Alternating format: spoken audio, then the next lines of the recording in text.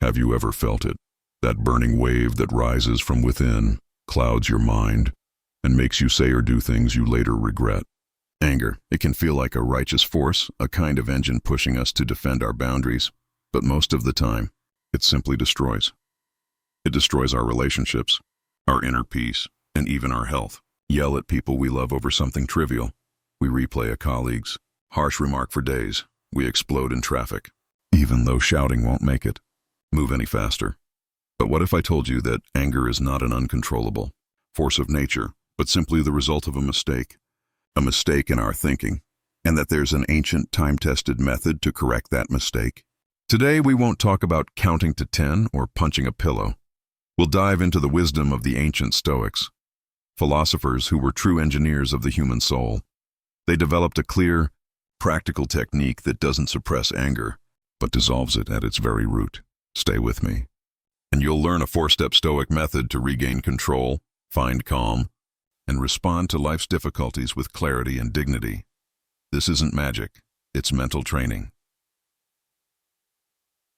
Part 1. The nature of anger. Why do we really get angry? Before we get to the technique itself, we must first understand what anger really is from the Stoic perspective. We usually think, that person made me angry. That situation pushed me over the edge. We see the cause of anger outside ourselves. But the Stoics say, no, events themselves are neutral. They simply are, like rain or a sunrise. Our emotional reaction, our anger, comes not from the event, but from our judgment about the event. The Roman emperor and philosopher Marcus Aurelius wrote in Meditations, if you are distressed by anything external, the pain is not due to the thing itself, but to your estimate of it. And this you have the power to revoke at any moment. Imagine spilling coffee on yourself. The event itself is just that. A bit of hot liquid on fabric, neutral. But your mind instantly adds a story. I'm such an idiot. Terrible start to the day. Now I'll be late for that meeting and look ridiculous. The whole day is ruined. That's it.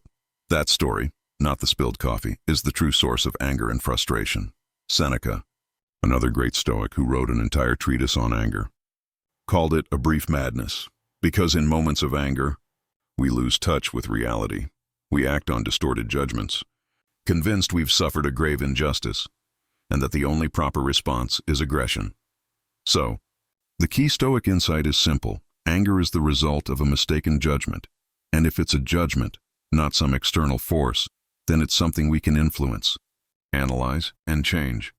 That's the foundation of the Stoic protocol for managing anger, which we'll now explore step by step. Part 2. The Stoic Protocol. 4 steps to calm. This isn't just theory, it's a practical mental tool to be used in real life. Let's go through it using familiar examples. Someone cuts you off in traffic. Your boss criticizes your work. You argue with your partner. Step 1. Pause and become aware. When something provokes us, our body reacts instantly, heart pounding, fists tightening, face flushing. The first and most important task is to not let that impulse turn into action. You need to create a gap, a space between the stimulus and your response. As Epictetus said, do not be carried away by your impressions. Say to them, wait a little. Let me see what you are and what you represent. Let me test you. That's the first step. Press pause. Example 1. Traffic. A car cuts you off. Your first thought, you idiot. Your hand reaches for the horn, your foot for the gas, ready to teach them a lesson. Stop. Take one slow, deep breath in and out. That single breath interrupts the surge of stress hormones. You're not ignoring the situation. You're simply giving your mind 1 second to regain control. Example 2. Criticism at work. Your boss says, this report is a mess. I expected better. Your ego flares. That's unfair. You didn't give clear instructions. Stop. Take a sip of water. Look at your notebook. Create a micro pause. That second of silence protects you from saying something you'll regret. Example 3. Argument with a loved one. Your partner says, you never listened to me. Your instinct is to snap back. Oh, really? What about you? Stop. Say calmly, I need a couple of minutes. Let's talk again in 5. Step into another. Room, physical distance creates mental space.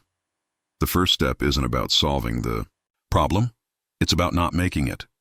Worse, you're buying time for your reason to return. Step 2. Objective analysis. What really happened? You paused. You didn't explode.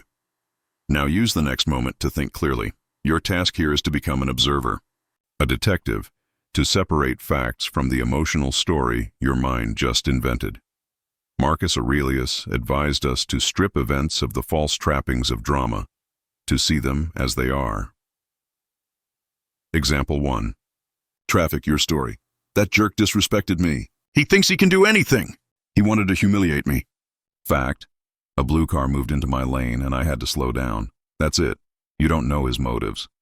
Maybe he didn't see you. Maybe his wife is in labor. Maybe he's just a bad driver.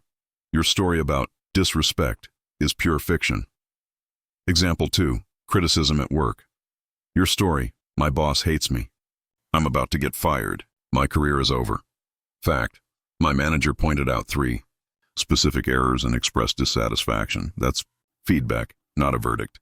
The story of he hates me is your mind's exaggeration. Example 3. Argument with a loved one. Your story. They think I'm selfish. They don't love me. They just want to hurt me. Fact. My partner said, "You never listen to me." That's their perception, not a universal truth. By separating fact from fiction, you deprive anger of its fuel. It feeds on stories, and without them it begins to fade. Step 3. Reevaluate. What's in my control? Now that you see things clearly, apply the Stoic dichotomy of control. Epictetus taught that everything in life falls into 2 categories. What is within our control? What is not? We can't control the weather, other people's opinions, their actions, or the past. We can control our own judgments, choices, and actions. Our peace depends on focusing on the first and accepting the second. Ask yourself, what in this situation is truly within my power? Example 1. Traffic, not in my control. The other driver, the traffic jam, his attitude. In my control, my reaction, my speed, my music, my choice to stay calm. Getting angry at another driver is like shouting at the rain. It achieves nothing. Example 2. Criticism at work, not in my control. My boss's tone. The fact that the critique already happened. In my control. My response. My willingness to improve, my attitude toward learning. Change your thought from, "This is unfair," to "This is useful information, unpleasant, but useful. What can I learn from it?" You move from victim to student. Example 3. Argument with a loved one. Not in my control. Their emotions, their past, their words. In my control. My listening, my calm voice, my empathy, my choice to understand.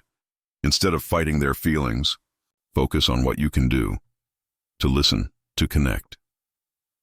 Another Stoic technique is the view from above. Imagine yourself from space, your city, your street, your tiny car stuck in traffic. How important is this moment in the grand scheme of your life? Your week, even your day? Perspective dissolves irritation. Most things that make us angry are, in truth, tiny.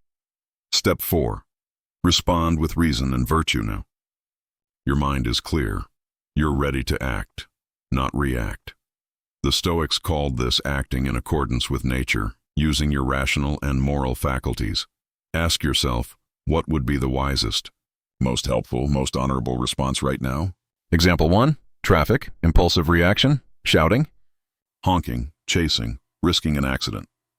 Rational response, slow down, increase distance, turn on a favorite podcast, focus on safety, you choose peace over pointless war. Example 2. Criticism at work, impulsive reaction, defend, argue, sulk, sabotage. Rational response, say calmly, "Thank you for the feedback. I'll fix it and do better next time." Then actually do it. That's strength, not submission. Example 3. Argument with a loved one. Impulsive reaction, shout, bring up old wounds, slam the door. Rational response, after cooling off, say, "I'm sorry you feel that way. I want to understand. Can you tell me what made you feel unheard?" You choose connection over conflict. This is the essence of the Stoic art of anger, transforming a destructive impulse into a moment of wisdom and self-mastery. Recap. The Stoic four-step. Method pause. Create space between the stimulus and your reaction. Breathe. Analyze. Separate facts from the emotional. Story. Reevaluate.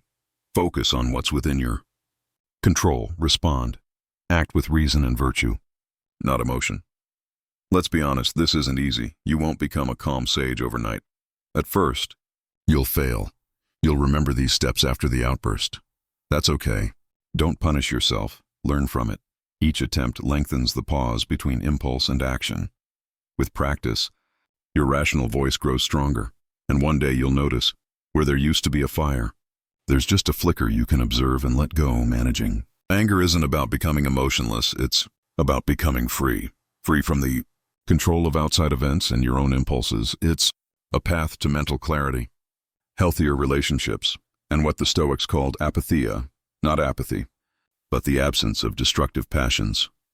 Start practicing today. Don't wait for a crisis. Train on the small stuff. Slow internet. Spilled tea. Someone taking your parking spot. Each of these moments is a tiny gym for your mind. If this video was helpful, please give it a like. It really helps the channel grow. Subscribe and hit the bell to stay updated on new episodes. And most importantly, turn this knowledge into practice. Write in the comments. In what small, everyday situation will you apply the Stoic protocol this week? Let's grow together. Thank you for your time. Stay calm and think clearly.